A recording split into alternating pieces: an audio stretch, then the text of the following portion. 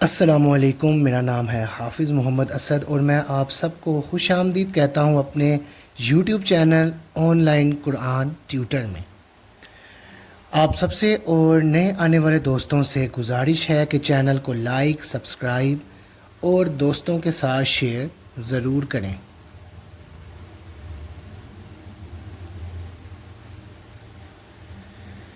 جیسا کہ پچھلے سبق میں ہم نے یہ چیز پڑھی، یہ چیز سیکھی کہ جزم کیا ہوتی ہے، ایک لفظ کے اوپر، ایک حرف کے اوپر اس کا کیا مقصد ہے، کس لیے ہے اور اس کی ادائیگی ہم کس طرح کرتے ہیں، یہ سب کچھ میں نے آپ کو بتایا اور میں امید کرتا ہوں کہ آپ نے اس سبق کو بہت اچھے سے پڑھا بھی ہوگا، یاد بھی کیا ہوگا اور سیکھا بھی ہوگا۔ آج کے اس ویڈیو میں ایک نیا سبق لے کے آپ کی خدمت میں حاضر ہوا ہوں۔ سبق نمبر 12، نون ساکن اور تنوین۔ یہ سبق بھی تھوڑا سا لمبا ہونے والا ہے، تو انشاءاللہ تعالی میں اپنی پوری کوشش کروں گا کہ اس کو بھی تقریباً 7 سے 8 دن یا 8 سے 9 دن کے اندر اندر اس سبق کو بھی مکمل کروں، کیونکہ یہاں سے آگے جتنا بھی سبق ہوگا وہ تھوڑا سا مشکل ہوگا اور بہت زیادہ دھیان سے اور احتیاط سے اس کو پڑھنا ہے، سیکھنا ہے، کیونکہ یہی چیزیں بیس کرتی ہیں آگے جب ہم قرآن پاک کو پڑھیں گے۔ اس سے پہلے میں ایک دفعہ پھر ریپیٹ کر دوں کہ ہمارے جو بیسکس جو ہوں گے، ہماری جو بنیادیں ہیں، ان کا مضبوط ہونا اور بہتر ہونا بہت زیادہ ضروری ہے، بہت زیادہ اہم ہے۔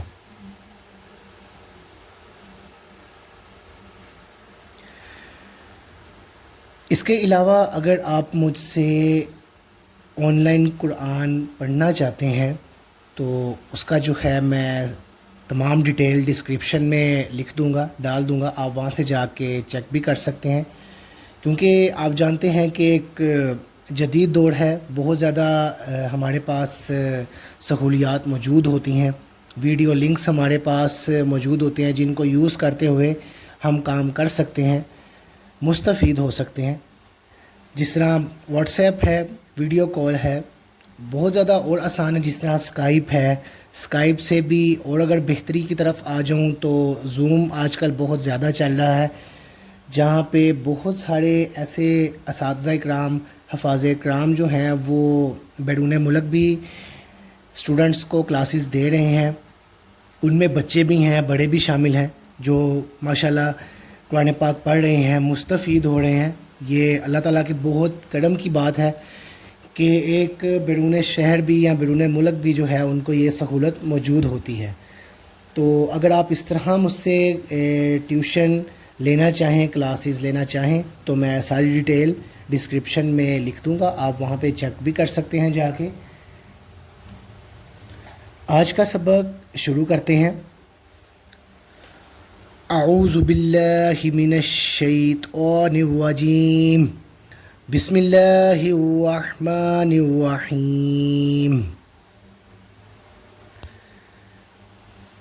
سبق نمبر 12، نون ساکن اور تنوین۔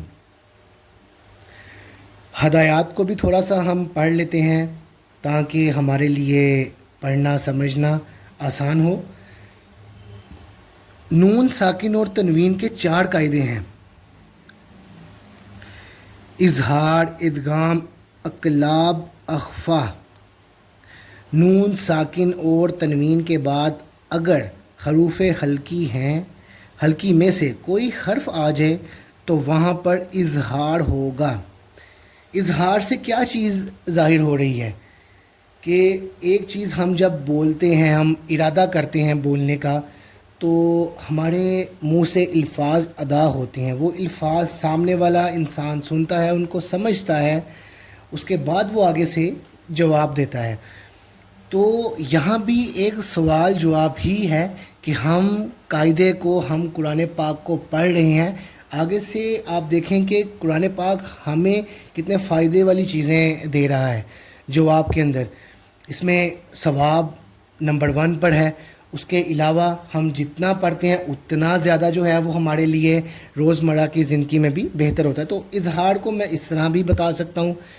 اور آپ اس کو زیادہ بہتر بھی سمجھتے ہیں۔ اس کے علاوہ نون ساکن اور تنوین میں گنہ نہیں کریں گے۔ اچھا، یہ گنہ کیا ہوتا ہے اس کا بھی سمجھنا ضروری ہے۔ گنہ جو ہوگا جب آپ اس کو ادا کرتے ہیں تو ایک چیز جو بہت زیادہ غور طلب ہوگی وہ یہ کہ جو لفظ گنہ میں یا جو لفظ گنہ سے ادا ہوگا وہاں آپ کی آواز ناک کے حصے سے نکلتی ہے، یعنی جس طرح نون، یہاں اگر آپ غور کریں بول تو آپ رہے ہیں لیکن ادائیگی کا مین جو حصہ آ رہا ہے وہ ناک سے ایک اس کی آواز نکل رہی ہے، نون، غنہ، جو کہ اس کو ظاہر کرتا ہے۔ اسی طرح حروف خلقی ہیں اور وہ یہ ہیں حمزہ، ح، خ، عین، غین۔ اب جب یہ الفاظ میں ادا کر رہا ہوں تو ان میں واضح مجھے فرق نظر آ رہا ہے کہ یہ تمام الفاظ وہ میرے خلق سے ادا ہو رہے ہیں۔ اسی طرح جب آپ پڑھیں گے تو یہ خلق سے ہی ادا ہوں گے، اور اس کو اگر آپ بہت زیادہ آسان کرنا چاہتے ہیں اپنے لیے تو آپ کسی ایک لفظ کو ادا کر کے بھی دیکھ سکتے ہیں، جس طرح عین، غائن،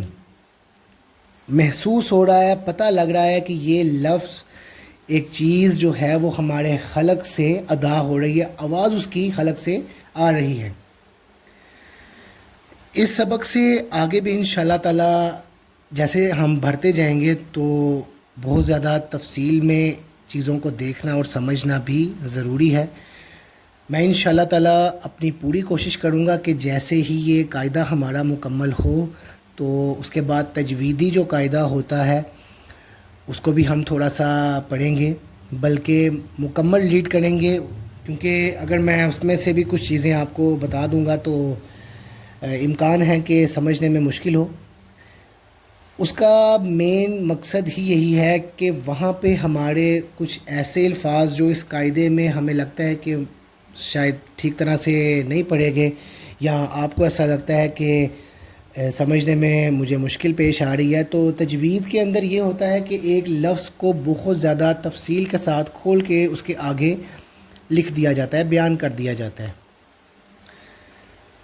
تو انشاءاللہ تعالی اس کے مکمل ہونے کے بعد ہم ایک مکمل اس کا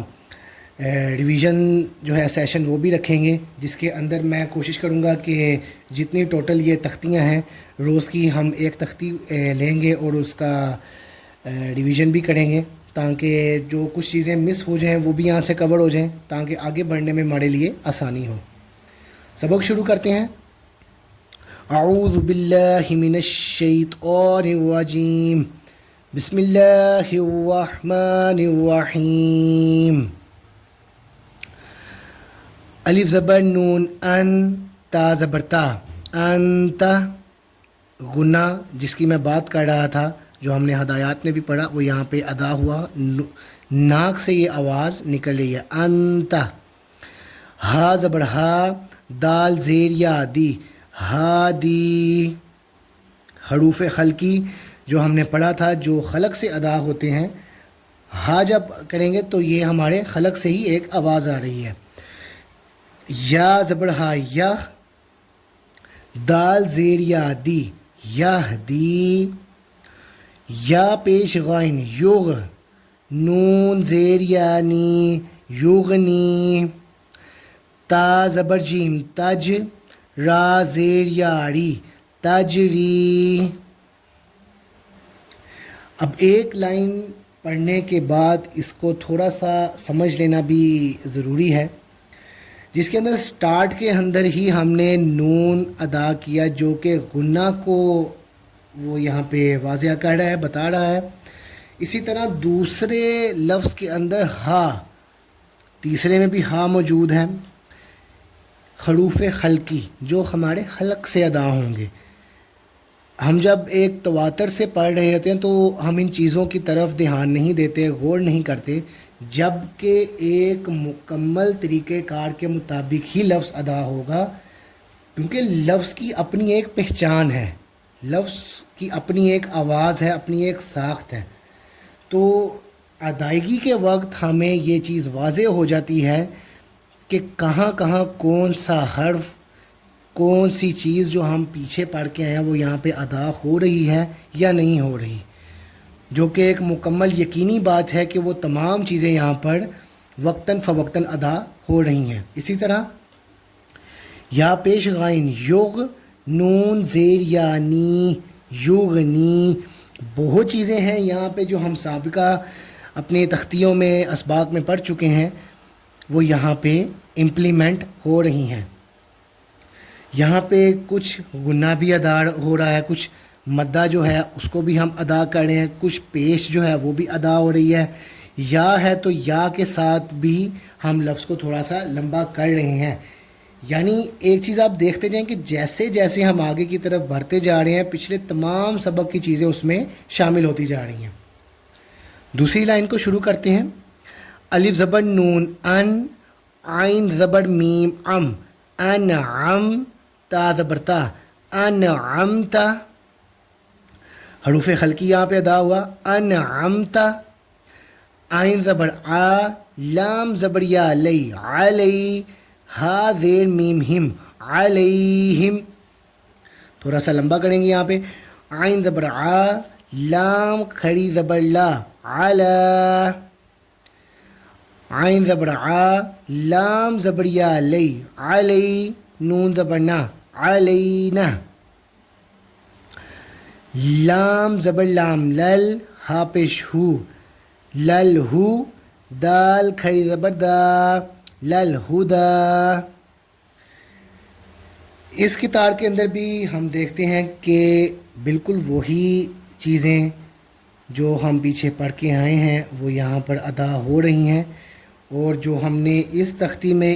اس کی تختی کی ہدایات کو جو ہم نے ریڈ کیا وہاں پر بھی کچھ چیزیں